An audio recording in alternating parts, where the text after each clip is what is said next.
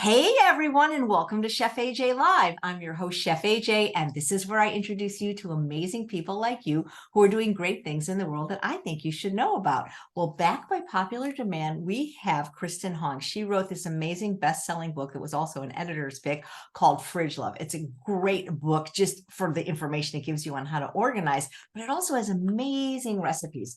And she's going to be making her fruit-sweetened granola, which is going to be great for gifts. The holidays are coming up. And speaking of holidays, I am getting ready for Dios de la Muerte, or whatever it's called, because I don't know. I just thought this was kind of fun to wear, and I got it for $12. So what the heck? Please welcome Kristen back to the show. It's so nice to see you again. Hi, Chef AJ. I'm so excited to see you again in your Dia de los Muertos outfit that I'm so happy that I got to be the guest when you're wearing that because it's so much fun.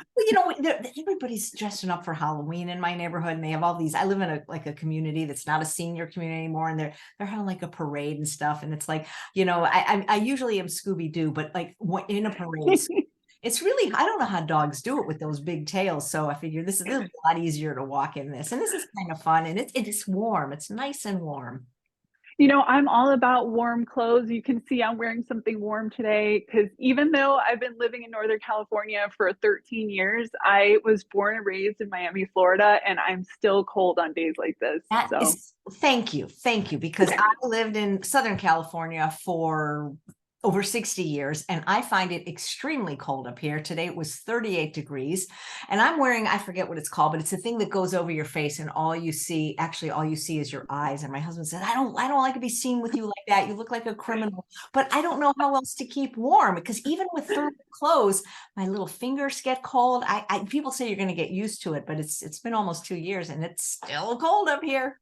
Well, I don't want to scare you, but the fact that I've been here 13 years and still haven't gotten used to it, I just think that some of us are acclimated to certain climates, especially if we spend a lot of time there, and we just have to deal. That's how I see it. I think people say, oh, it's because you're so thin. I used to be, 80, 90 pounds heavier. I was always cold. I was always cold. And, I don't know how people like the cold, how they do winter sports like skiing. And even in the desert, it would be like 122. And I'm like, it feels pretty good today. I just like it. And people complain in Sacramento, oh my God, it's so hot. And it's like 90. And I'm like, really? Not for me. But I think people are different that way. That the most important thing isn't whether you love hot or cold, is that if you live with someone or like a loved one, that they're similar. And thank goodness that, I can't imagine like if Charles was always hot, like we'd be fighting all the time. But luckily, whatever my body type is, his is. So if I'm cold, he's cold. If I'm warm, he's warm. It works out perfect. Okay, you're so lucky. I was just having the same conversation with my best friend and her husband, and my husband and I, and she and her husband are opposites. So it's like window wars. He'll open the window, I'll close the window, so it's always the opposite. And so you're very lucky. I'm glad that you've got your man who's in the same temperature. I know. I remember once I used to go to True North quite a bit. And in True North, you get a private room if you want, in a private bathroom, but it's part of like a suite. So there's other people kind of like in your apartment. And I remember one year there was with a friend of mine, Kathy, and it's like, same thing, close and open every time she could. And then we did that was all we did the whole time, is open and close the window. So you have a beautiful display behind you, or I don't know what you call it, but that looks like I'm almost going into a spice shop. Yeah, this I do pantry carts also because my kitchen's right over there, but it's a small galley kitchen and it's really difficult for shooting. So I kind of use this as my shooting area, and it's so funny because in my living room I have another pantry cart, and then I have a cart in the kitchen, and then I have this cart. So we're like living amongst all these pantry carts. But now that I do some work for brands for, photography, I did some work for Caraway, so you'll see their stuff on the bottom. But I just love having everything out so it can be inspiring. Especially the spices and the dry goods and stuff like that. So I can kind of walk by and just brainstorm new recipe ideas. So I'm very visual, so that really helps me a lot. Yeah, that I can see that. And do you ever like for money go to people's houses and help them do what you did? I haven't gone to that extent yet, but there have been a lot of people who've asked me on Instagram. That isn't something I do, but I will ask them to send me pictures sometimes and I can give them some, guidance that way if I have the time. So no, I haven't become like the personal going to someone's house organizer, but I do really want to turn Fridge Love into a show where I can go to people's homes and actually help them organize their fridge. Well, hey, maybe I can help you with that. Do mine first. I mean, I'm I would love that. Are you kidding? oh, we'll film it. I'm not as organized as you, but I love the idea of organization. Like my books are in alphabetical order now by author's last name. And it's so funny because we've lived at this house over a year and my husband still has to text me. He can never find anything because he's so disorganized. And it's like, I took some classes and I read some books by Andrew Mellon, who's been on the show. He's like considered the most organized man in America. And he basically has three rules, like with like, everything in its place, a place for everything in its place, and one in, one out. And when you follow that, it's not that hard, but I know I could do better because I'm that nuts that I would love my spices in alphabetical order like they are in the grocery store, Okay, well, we need to make that happen. I don't live that far away, so I would love to come over and help you with your fridge. Yeah, That we would be can so film much it. We fun. can make it we can do it as a live show or film it. Oh, you know what I want to tell you? So we sometimes in those that are in the chat, you can do the guess because I already know the answer. We sometimes play this game. Who does the guest look like? Usually it's a celebrity. And it was always bothering me that you look like somebody and I couldn't figure it out, but your hair looks a tiny bit darker now. And now I totally know who it is before I tell you. And I know I'm right. And she's very pretty, by the way. She used to have a show on television. Do you have any idea who I'm going to say or who people tell you might look like? Okay, you told me last time that it was Kat Denning. Yes, that's it. Oh, good. So I did say that, but now Yes. you look like Kat Denning. You actually do. I will take Kat Denning all day, every day. I think it's a huge compliment, and I'm all about it. You remember that. And I forgot that, but I'm looking up her picture and I'm like, yeah, she really does look like Kat Denning. So very Yeah, I told my daughter that because she really liked her in WandaVision.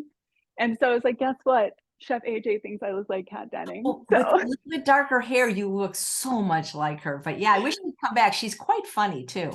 yes, I love her. I love her so much. Thank you, Chef AJ. Absolutely. So I love making granola, and I have your recipe here in the book, which, by the way, there'll be a link in both the chat and the show note where to get it. And I notice you're making it in the oven. And I'm wondering, most people ask the other way, if he has a dehydrated recipe, if they can do it in the oven, could I make it in my dehydrator? Oh my gosh, I wish I had a dehydrator so I could answer that. I have no idea if it would work or not because I am such a novice at dehydrators. But if you ever tried it, I would love, love, love to know because I know a lot of people have dehydrators and that would be a great thing. And I almost, when I was preparing for this segment, I was like, maybe I should try it in the air fryer, like in smaller batches. Oh, So that's that's something, yeah, that's something I a good think I might idea. experiment with. That's a really good idea. And then with the air fryer, people could even make like just a small amount. Exactly. And then I was like, well, in that case, if it's a smaller amount, I'd have to see like how does it store in its wet state or maybe just not mix everything together at the same time. So I need to play around with that, but I do think that it could be something that would work in the air fryer. Yeah. What's what I like about dehydrating is because I know it's really dry. It's not going to, go bad. Yes, exactly. Although I will say that this has a really long shelf life. Although it doesn't last that long in my house. And when I had to get the shelf life recommendations for the book, I literally had to like put a batch of it in my office somewhere away from the rest of my family so that it wouldn't get pilfered and taken. So it I was funny trying to figure out what the shelf life was at room temp. Yeah. What's that? Who was it? Was it Dr. Hans Deal that said the longer the shelf life, the shorter your life in general, but not with your recipes, but I think they mean like with processed food. Yes, I think that's a great way of putting it. Yeah. Yeah. Yeah. Granola is great. It's such a great travel food too. Oh yes, but the crazy part is when I first went nutritarian, I was like, "Oh, maybe granola is a possibility." And when I went to the supermarket and I would read the ingredients, it was just so shocking. We all think of it as this very healthy food, but it's just filled with, honey, maple syrup, and sugar, all different types of variations of sugar, and then a lot of oil. So I was so excited to make a version that my family, who are not nutritarian, do not eat the way I do, but they love this granola. And we don't keep cereal in the house. So this is their version of cereal because they like to eat it, with almond milk and berries that way as a cereal. Nice. Do you remember Quaker 100% natural? Was that a cereal brand? Yeah, I mean, I think they might still have it because I remember I first seeing granola like around 1970, maybe 1971, and it was so crunchy in these clusters, and they were just so yummy. But like you say, you look at the label, all kinds of sugar, all kinds of oil, all kinds of salt, hydrogenated this and that. And I think what people like about the granola, it's not just the sweetness. People love crunch. Yes, that's so true. And I think the reason why I wanted to do this recipe with you is it's one of my favorite from the book. And I wanted people to see that this is a great recipe to give to, standard American diet eaters as a gift during the holidays. I did it for some friends and family last year, and it was a big hit. And people appreciate it. I think because sad eaters know that granola is supposed to be healthy, they kind of give it a little bit of leeway that other recipes might not have. And then to actually say, oh, it has no sugar, no maple syrup, and it has no oil. And people are really, really shocked. So I think it's one of those shareable, giftable recipes. And I don't know about everyone in the audience, but I'm one of those early Christmas people who likes to get ideas done early for gifts. So I will show some really good ideas at the end of how you can gift this, and also gift your book, Chef AJ Unprocessed. I'll show how to wrap that in a tea towel, which is like my Oh new my favorite way God, of doing gifts. you should have a store. This is my version. Oh my gosh, yeah, I love creative things like that. Well, I can't wait to see you make this. All right. This is actually my first recipe demo I've ever done. So I'm Whoa, hoping that it will be okay. I'm sure it's going to be great and one of your favorite recipes to boot. Okay, so we're going to start off. My husband's in the other room taking meetings, so I'm not going to be able to actually do the blender or anything like that, but I have all of it already done. So when you're going to make this, you're going to preheat your oven to 325, and then you're going to get your blender bowl and you're going to combine all the wet ingredients. So I love this recipe for food waste too, because you can get the spottiest, grossest bananas. I haven't seen any state of banana that's been too extreme for this recipe.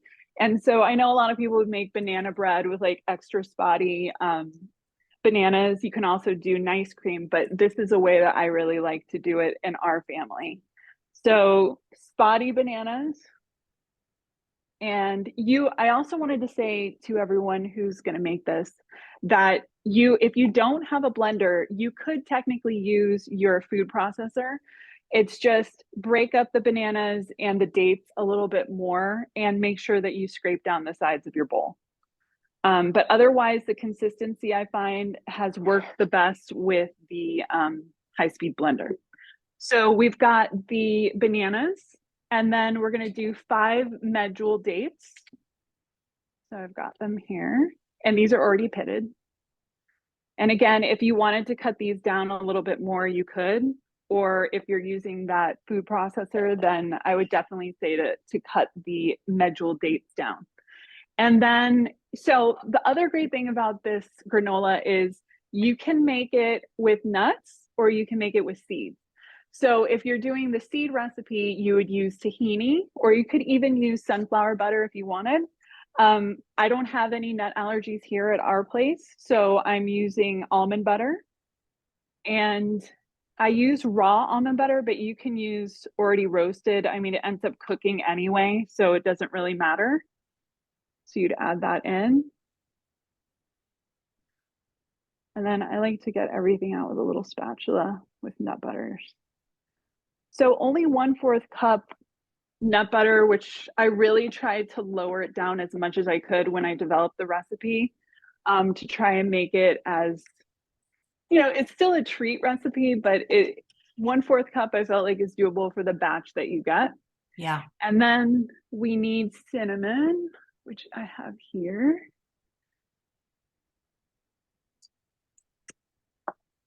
So it's a teaspoon of cinnamon, Do you know and you anything can't about really go. do you know anything about the different types of cinnamon, the cassia, the Saigon, or do you have a preference or it just doesn't matter?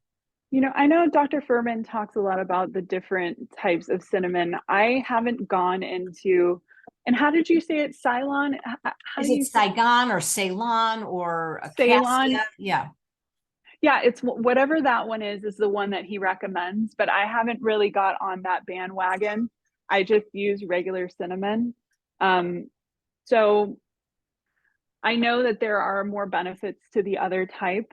And I know that when I went to his retreat and had some of the recipes with it, it did have a really nice flavor. So at some point, I think I would go for that. Oh, and then you're going to add in vanilla. So this is a vanilla I really love. It's vanilla powder Mhm. by Wilderness Poets. And if you don't have vanilla powder, you can do vanilla extract or vanilla bean. I have instructions for all the different variations in there. But this one I really like, and it's a US based company. So I like that too. I'm with you, And Kristen. Vanilla bean powder is so much better than extract. and the smell, like sometimes I just open the jar and just smell the vanilla powder. Oh, I love the smell. It's so And we got the vanilla. Okay, so then you would put this on and blend it high speed. And then this is what it turns into. So almost looks like a nut butter in the color and consistency. And so that is your wet ingredients. So now we're going to go on to the dry ingredients. And I've already measured out 3.5 cups of rolled oats.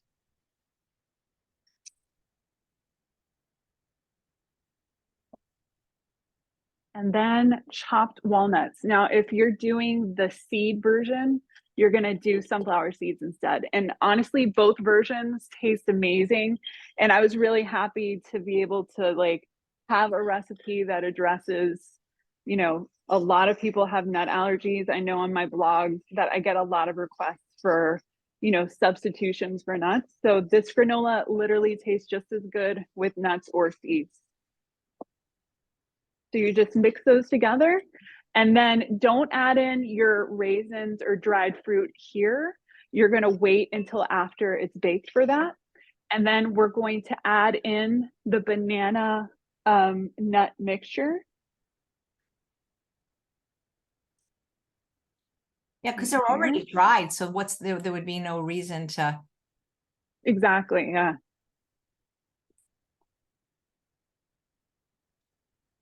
And this is also a really good recipe that I made with my kids, especially during the holidays, because, you know, it smells so good in the house. It's very easy for younger kids to do these steps in a supervised way where it's not like flour and powdered sugar and everything going everywhere. So it's a really good recipe to do with your kids or your grandkids. So you're just going to combine the wet and dry ingredients and just get it nice and evenly coated, all of the oatmeal.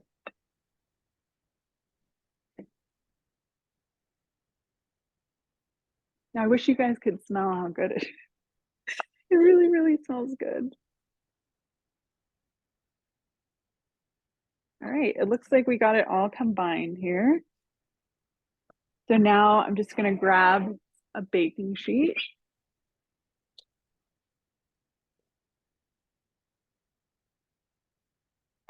And then I like to use parchment paper, but if you have a pad, you can use a pad too.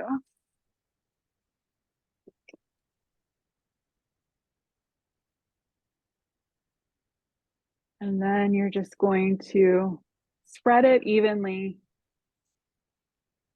onto your baking sheet.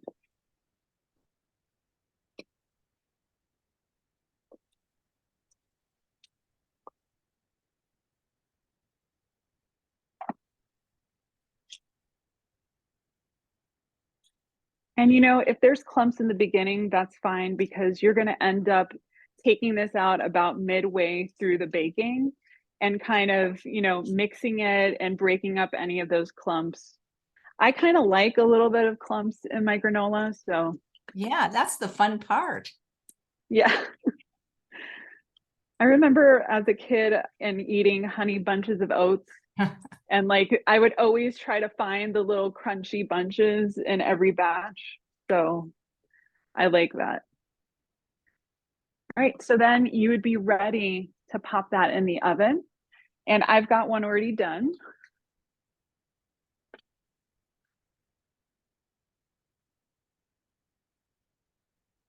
So you're going to pop it in the oven for 30 minutes, no, 25 minutes.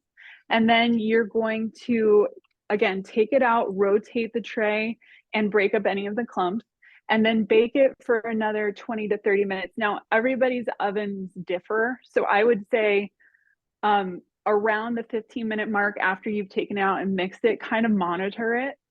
Because in different ovens, like when I visited my mom, it cooked at a different time on that second batch of cooking. So 20 to 30 minutes, depending on your oven. And then around 15 minutes, just take a look and monitor it. You want it to be like a really nice, dark, golden brown. And then wait for it to fully cool. It will firm up and dry up as it cools. And then that's when you would add in your dried fruit. So I'm using yellow raisins, but you can do cranberries if you can find ones that do not have added sugar or oil. Sometimes it's hard to find, or you could use currants. I've used those before, but it is hard with cranberries, I've found, to get ones that don't have added sugar or oil. That's true. I wonder if I can make them in my dehydrator. Oh, I'm sure you could. You know, I think I have found one, and I'm trying to remember where it was. I want to say Sprouts, but I'm not sure. That did have one that did not have any oil or added sugar, and I was very surprised. So that's it all incorporated. And then just as an initial gift idea, I got this really cute wood topped. This is on Amazon, and links to all of this are in the description in the show notes. And so this is a really cute way to gift this to somebody. And then they also have a really good glass food storage container. And so that's just a little easy holiday way to gift it. You could also put it in mason jars. That is so cute because, like you say, if you put it in a tin, I mean, people generally don't reuse tins unless they're giving somebody else a gift, but that's very handy. Yeah. And so if you want to make it where it's something homemade, but also something that they can use and it's functional, that's a really good set. They're on Amazon and it's a wood top. It looks very giftable. So again, all of those items and everything will be in the link in the show notes. And I have all the recipes up there, and also all the gift ideas that I'm going to show now. You can find a link on my website, and it'll give you the complete how-to on how to do it if it's hard to see right here.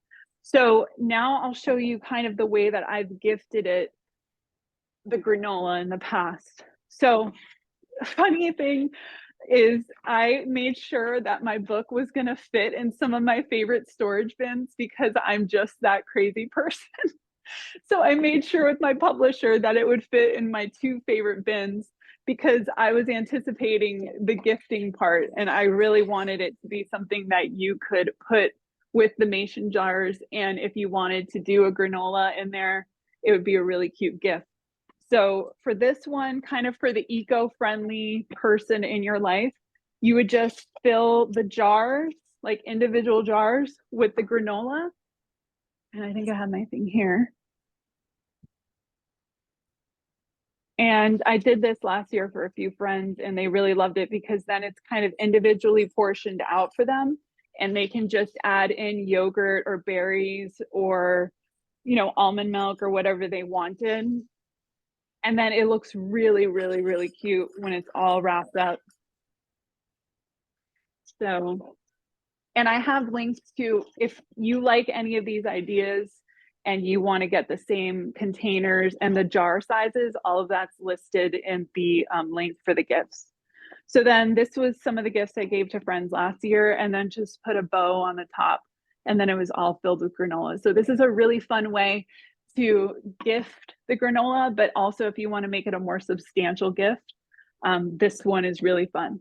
And then I have another version with a different size mason jar. And then this is a fridge bin. So if you got fridge love and wanted to give it to someone, then they would be able to use the jars in the bin to start organizing in their fridge also.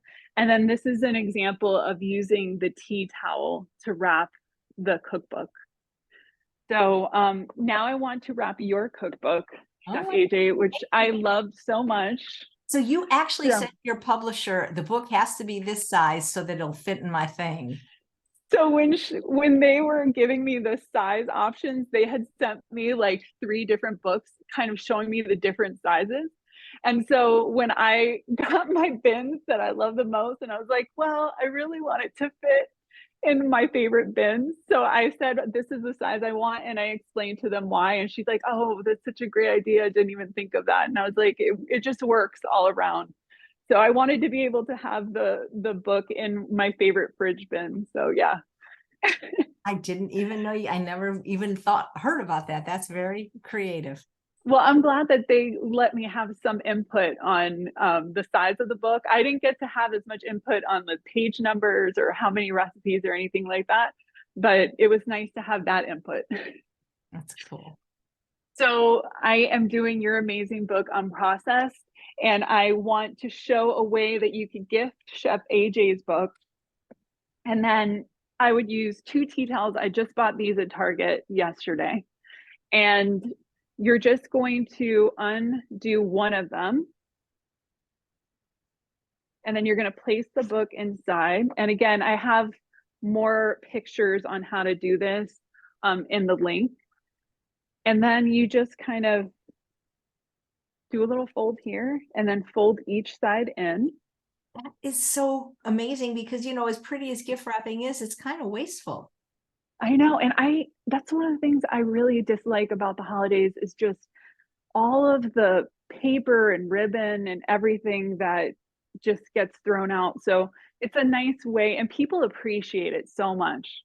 And again, it's something that you can use. So here it is wrapped in the first layer of wrapping. And then if you want to do something extra, like I like to do like a pot holder for someone or a trivet.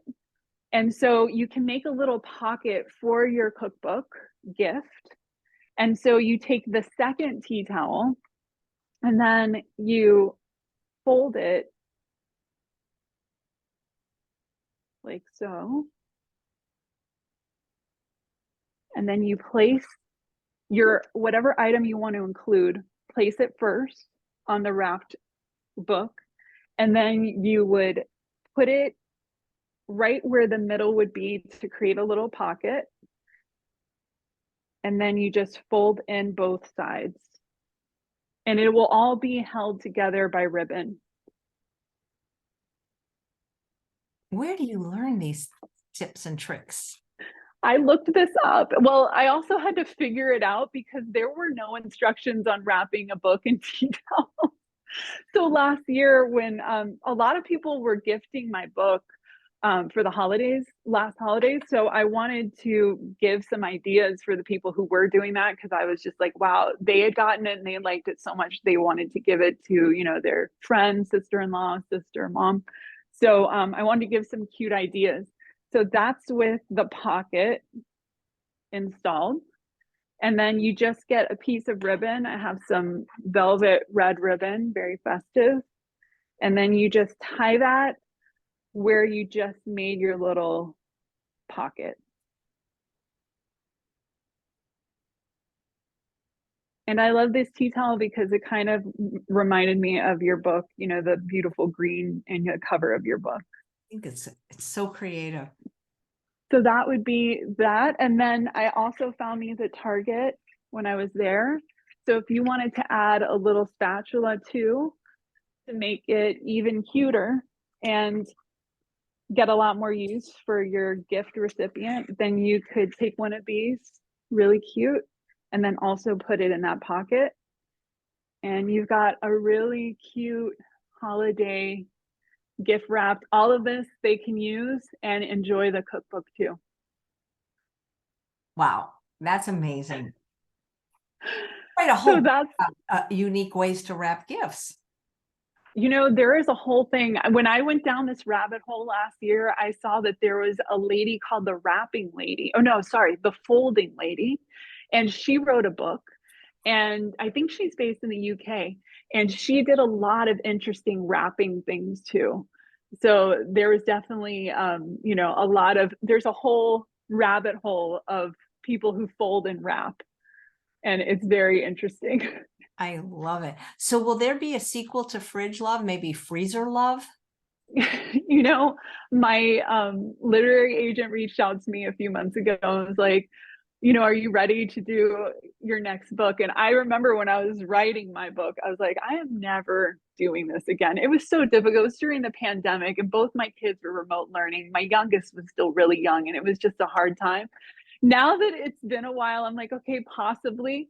But again, what I really want to do is turn Fridge Love into a show, and you're going to be my first guest, Chef Yeah, AJ, where help you, I but go. that's a fabulous idea, like a how-to, And I really want to be able to go into all different situations, Well, people who are eating all different ways, and just help in that way. So hopefully that will be the next thing. And then I can start thinking about Freeze Love, or, something else like that. I'm in a class right now, and I'm sure it'll be repeated next year with at UCLA, but it's done virtually with a big time producer. He produced My Big Fat Greek Wedding, and the whole class is about how to get your show a show. How do you? Oh my gosh. Yeah, I'll tell you all about it. Wow. Yeah, it's a lot. Yes, I'd love to know. Yeah, and I mean, the short answer is if you want to get it done, you do it yourself, but then, you need the money, but it's a lot of work, but good luck to you. I'll tell you how it's going for me in the class. Well, I'll tell you that I already have to do it myself, because I tried Yeah. the traditional way and just nobody has bitten. And sometimes when it's your idea and the value of it, and other people can't see that you have to just bring it out yourself. Well, So I'm fine doing that. I'll see if the class is being repeated. It ends at the end of the year, but you will definitely learn a lot. So how old are your kids now? Okay, so my oldest is 14 and my youngest is 11. Wow. Are they still of trick-or-treating age? And what are you going to do for Thanksgiving? Well, what are you going to do for Thanksgiving? But first, what are you going to do for Halloween? So I trick-or-treated until I was in college. I think I was in my junior year of college when I finally stopped trick-or-treating. So I don't even think my kids have a choice, because I love the holidays and I love Halloween. So they're definitely going trick-or-treating this year. My oldest is almost my height. I'm 6'1". So he's right near. So I know that some people get kind of freaked out with teenagers trick-or-treating. But luckily my neighborhood really goes all out for Halloween. So I've seen a lot of teenagers who trick or treat around here. So I think it'll be okay. But yeah, we trick or treat late in my family. What are you guys going to get dressed up? Oh yeah. So my son was Jack Sparrow last year, the pirate, and he wanted a costume that was very pricey. So I told him, I'm like, so you're okay being Jack Sparrow for the next 4 years, right? So he's going to be Jack Sparrow again this year. And then my daughter, when she was a baby, she was a hippie, and I dressed as a soldier. So now we were looking at pictures, and she's like, Mom, I want to dress as a soldier and you dress as the hippie. So that's what we're doing for this Halloween. Wow. And yeah, here's the thing. If you're trick-or-treating, how are you also able to give stuff out? You can't be answering the door and trick-or-treating yourself.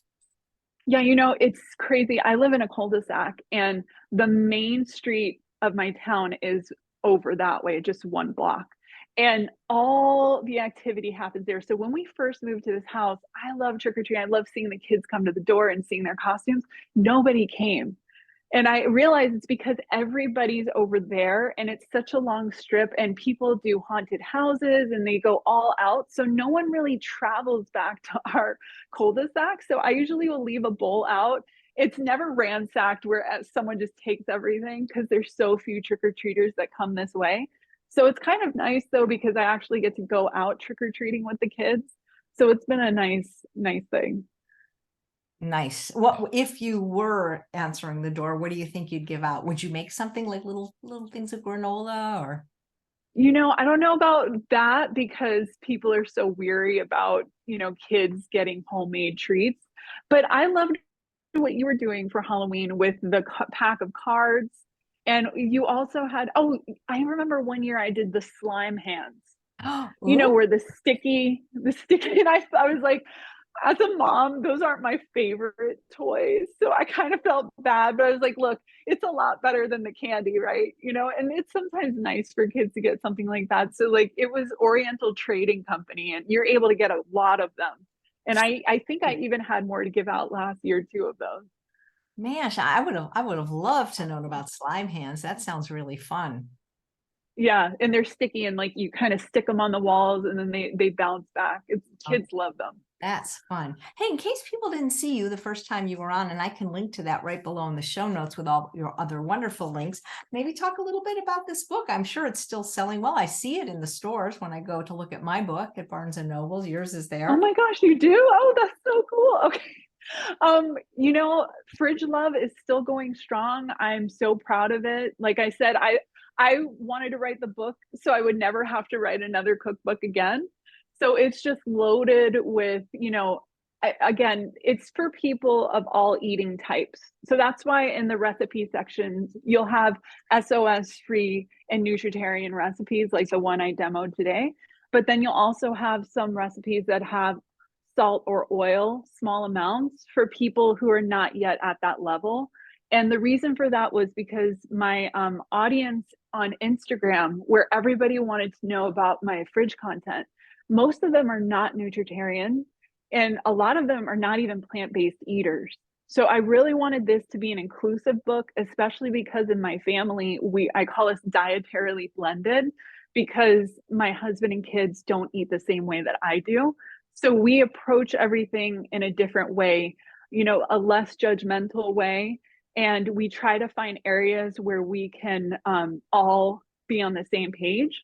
And in my house, because I was eating nutritarian and eating a lot of fruits and vegetables daily, it just kind of rubbed off on everyone else because even though my kids eat meat and limited animal products, they are eating a ton more vegetables than the average American kid. So we kind of focus things around what we all like. And then with this book, what was so fun was I was able to make recipes that my family would like that had a little bit of maple syrup or maybe a little bit of salt, but that really won them over to a plant-based dish. So that's why this book is so easy to give as a gift to someone who is not eating the same way that you are, but may be curious. And then I give kind of tips on how, when I meal prep for me, what do I do for my husband? Like I'll make the same base and then he will just add like some grilled chicken or, a piece of salmon to his. So I really wanted to show the reality of my specific situation. And I did a poll on Instagram and it was like so many people now are in this situation in their family where they don't eat the same way as the other people in their family. So I really wanted to represent that new demographic in this book. And then, so it's a really nice place to start. Also, if you're curious yourself about starting out and you kind of want to tiptoe in that direction, then the recipes are really great for that too. And then I give a bunch of meal prep recipes. I give simplified recipes. And then I also will give 5 different fridge goals so that some people just don't want to eat the same thing all week long. And what you can do in that case is you can prep vegetables for the week, I call it the chopped fridge goal. I kind of have it this week where there's just, items that are already ready, already chopped, or like I've got some baked sweet potatoes here that can be incorporated into other meals. So you don't have to do a full meal prep.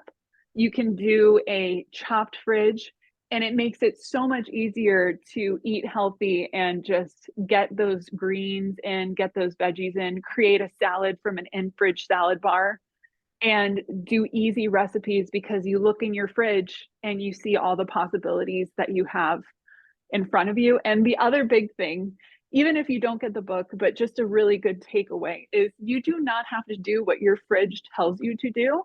You do not have to keep all of your vegetables in the crisper drawers.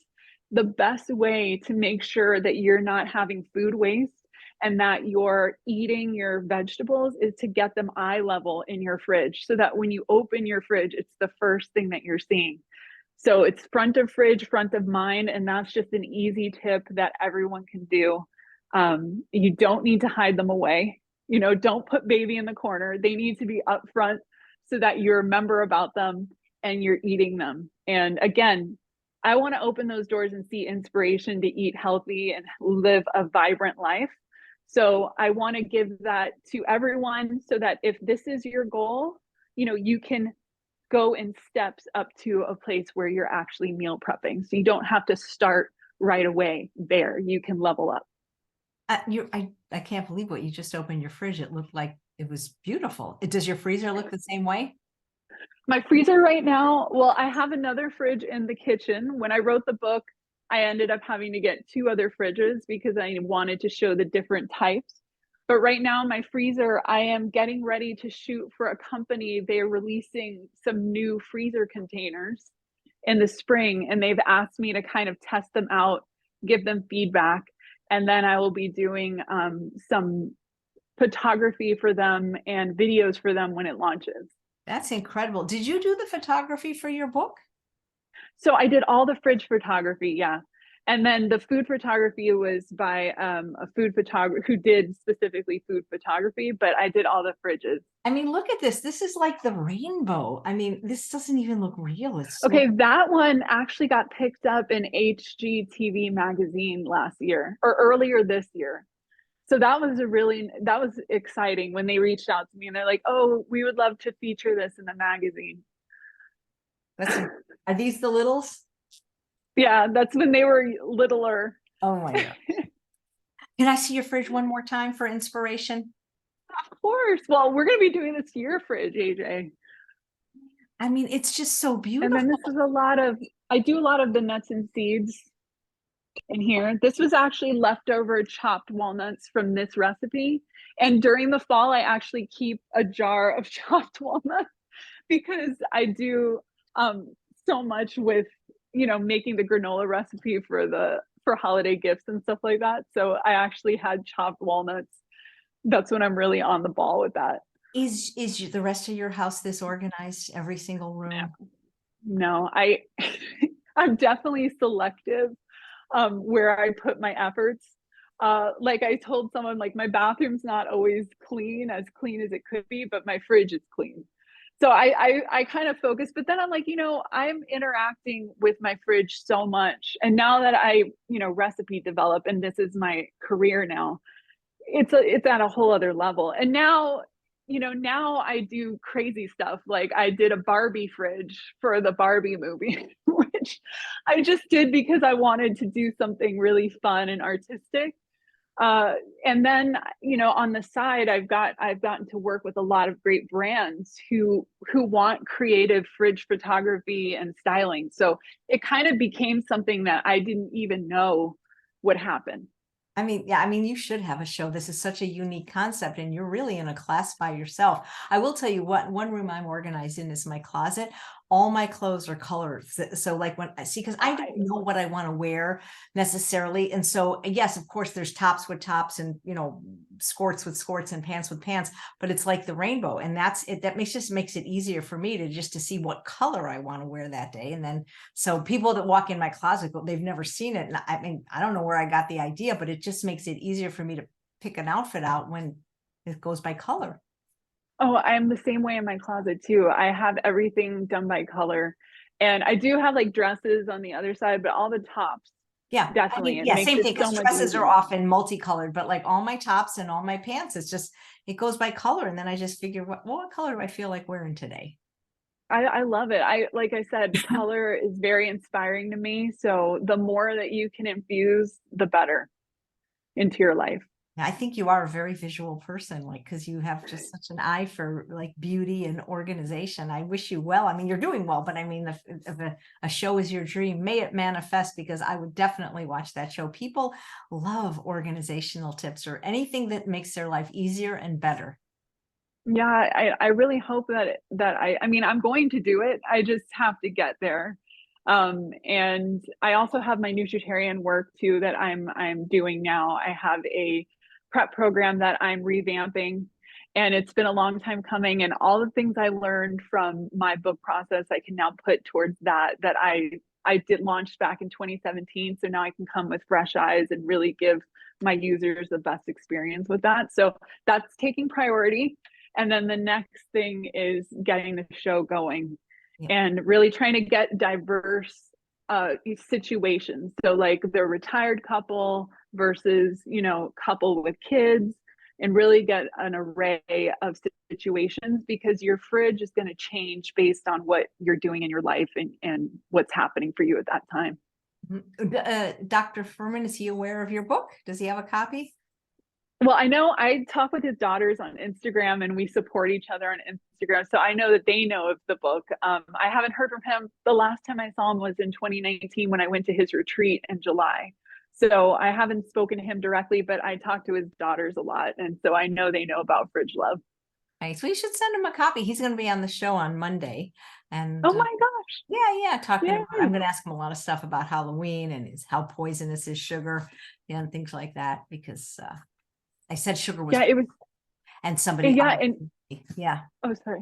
No, I was saying, I That's cool. made an Instagram post saying, well, I found the fruit bars with 2 ingredients, just apple and banana or whatever. And I said, here, you can get this at Costco instead of giving your kids poison. And this person said, you're going to create mental health issues and issues around food. Oh gosh. But so sugar's not a poison. What is it? Is it a health food? I mean, it can't be both health promoting and health compromising. So we're going to bring in the expert, Dr. Furman, and see what he has to say about that. I'm curious, has your husband seen Game Changers? No. What is Game Well, Changer? it's that movie, because I'm saying it's that, well, because I know it just seems like it's harder to get men to eat healthfully or plant-based, but it's that movie that was done by James Cameron, gosh, many, many years ago. I think it's the number one, like one of the number one documentaries of all time about the benefits to a man specifically to give up animal products. What's funny about my husband is he has definitely gone towards the plant-based eating style. And I think it was just organic over time from seeing me, and then also me cooking that way. And he's very open-minded. And I would say that he does eat meat. He's Korean, so they do eat a lot of meat, and his mom will come and stay with us for, weeks at a time and kind of cook. And that's like her love language. So I don't think he's ready to give that up yet, but he definitely eats vegan, and will, when he goes out for like work lunches and stuff, he always orders the vegan dish. And they're like, your wife isn't here, you can actually eat what you want, but he actually chooses that. That's funny. Do you ever make any Korean foods vegan or nutritarian? Like, is bibimbap a Korean dish?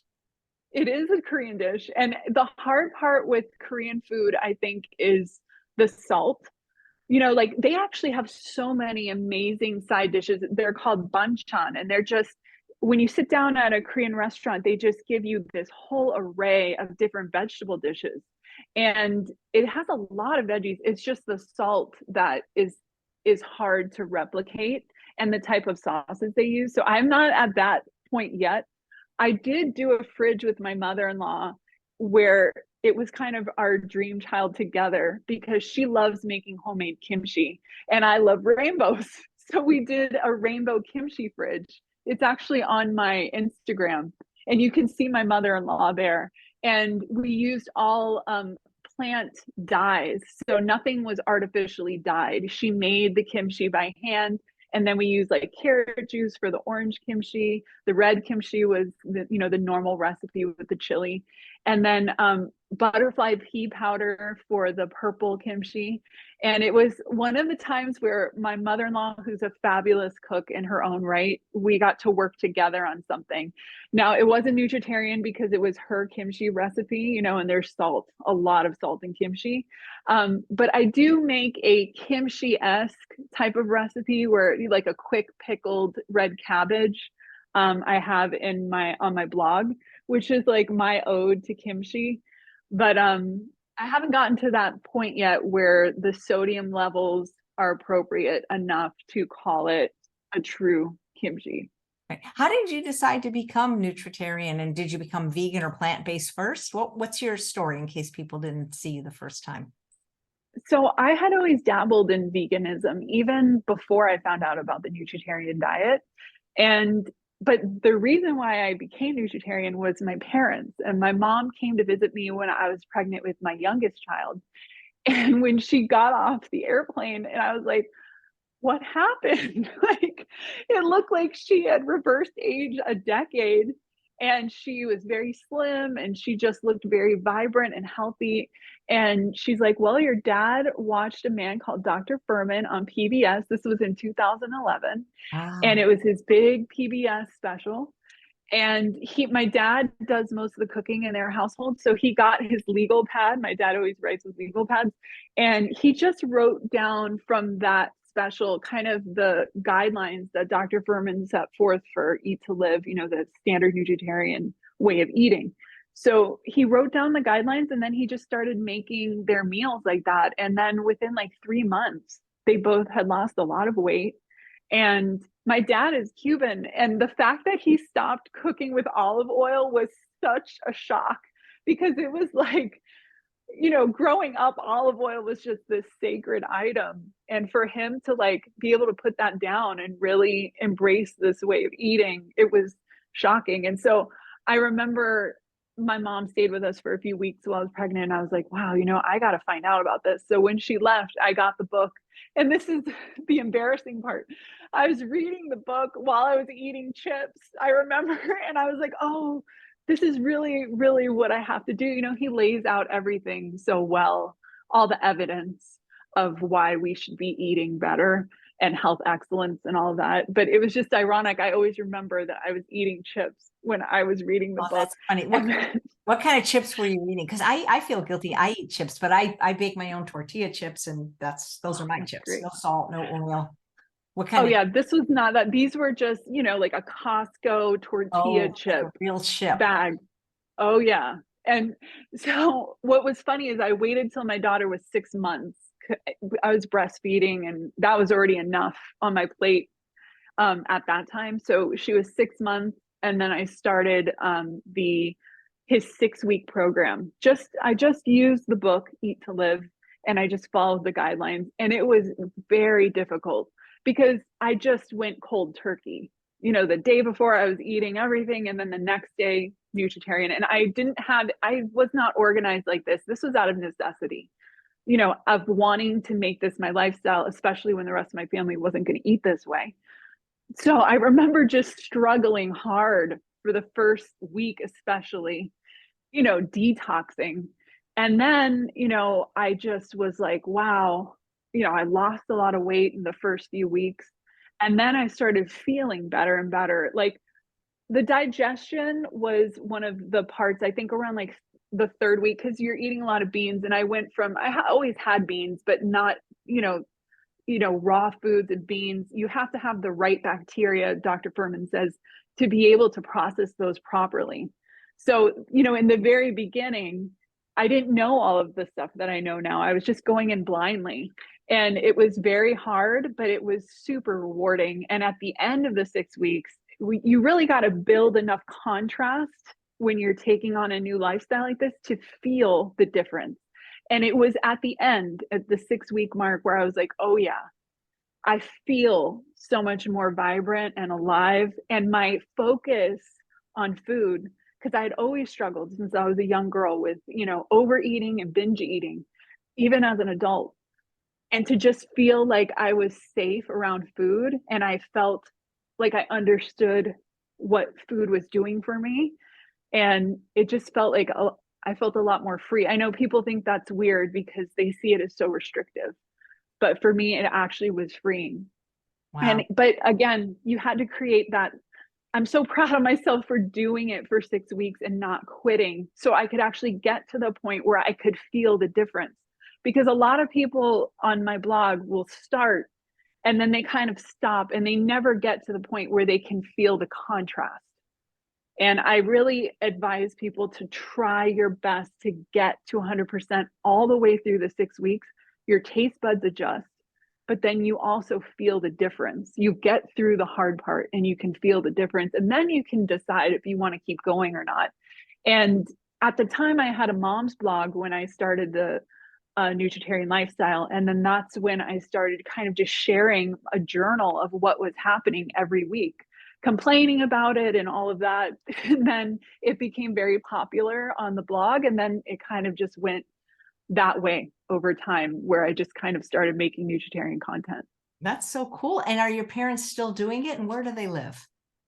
So they live in northern Florida.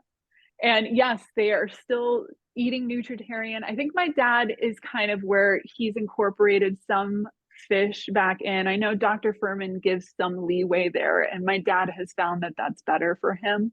So I think he has like some eggs and fish, but they have continued with it. And I'm actually going to see them for spring break. I'm taking the kids. It's hard living in California when they're in Florida. And when I'm there, I love cooking for them. So my mom's retired now. So I kind of just stay in the kitchen and have them try a lot of things that they wouldn't do or make on their own. So it's always fun to do that. So, if your daughter was 6 months when you started this, how would she have known if you just fed her that way? She might not have known any different. We could have. My husband and I had a very heated debate conversation about it at the time. And for him, being his Korean heritage, he really wanted them to have that experience of his mom's cooking. So it was never going to be that they were going to be 100%. And at the beginning, when I did this, I didn't know if I was going to stay a nutritarian. I literally was thinking of it as a diet that Wow. my mom did. I wasn't thinking of it in those terms because I think it's because I did not have a health condition. So I had times after that where I would go back and forth. It wasn't until I started meal prepping proper, like in 2016, 2017, that I was able to fully convert, because it's very hard when it's here. Like you always say, the best thing is to just not have it in your house. Yeah. When you have to have it in your house. And then, the truth is a lot of people live like this and they do have to be with other people who don't eat the way they do. So you can do it. It should not be something that bars someone from doing this. And I always say, like, don't try to change your whole family, like lead by example. I've had friends and my husband and kids have changed slowly how they eat over time from my influence. And then friends who have decided to do this on their own. So I know a lot of times when people are starting out, they want everyone to do it with them, but not everyone's at the same place at the same time to take that on. Absolutely. So what does a day's worth of nutritarian eating look like for you? It's a lot of vegetables. It's a giant salad. And so the aim is to get 1 pound of cooked and 1 pound raw vegetables daily. So for me in the book too, I'd show an in-fridge salad bar. And that's kind of my favorite way to do it. If I know I'm going to be out for the day, I'll pre-make my salad and portion it out. I do have a kitchen scale now. When I first started out, I didn't. And I've been able now to get my one huge salad a day, and that's at 1 pound. And it's nothing to eat that for me. I crave it. So right now I'm into arugula big time. So I usually do like a bed of arugula. I find that I go through phases of what I like on my salad, but I always try to get like rainbow toppings. So like red onion, red cabbage, tomato, carrot, yellow bell pepper, as much of the toppings as you can. And I kind of give a little rainbow salad recipe in the book for people if you're curious or wanting to start out with, big salads. And you just level up over time. And then it just becomes second nature to your digestive system too.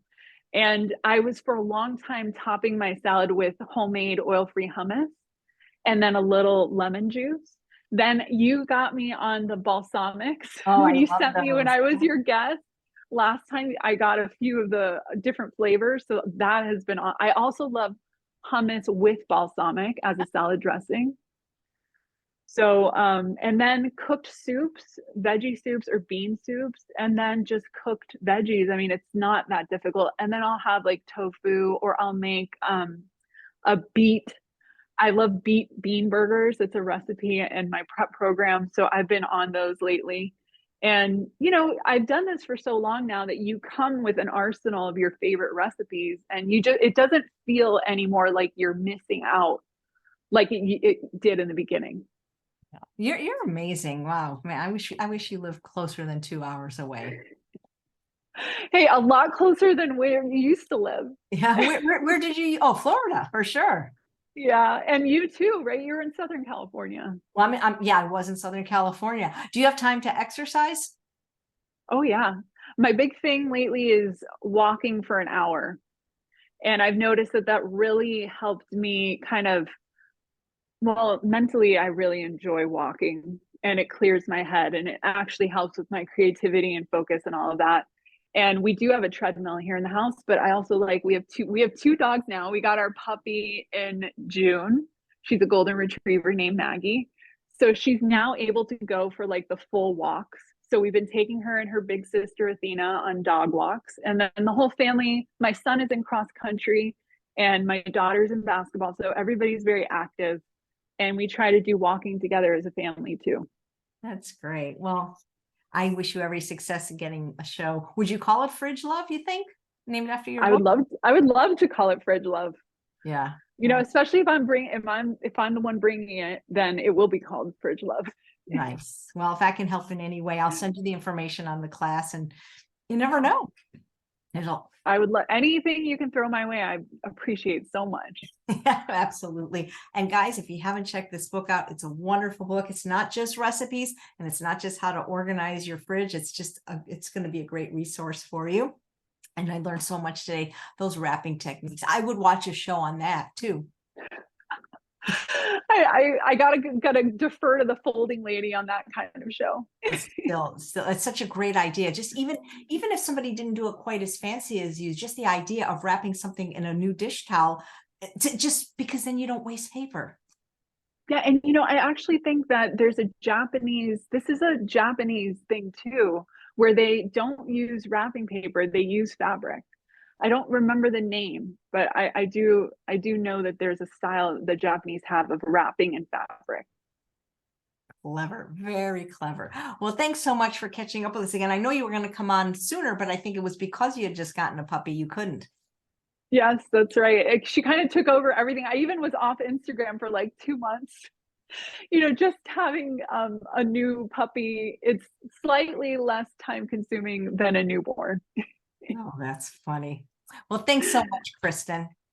Thank you so much, Chef AJ. I love being on your show. I love what you do, and I appreciate what you do on your show. Well, don't wait so long before you come back. I won't.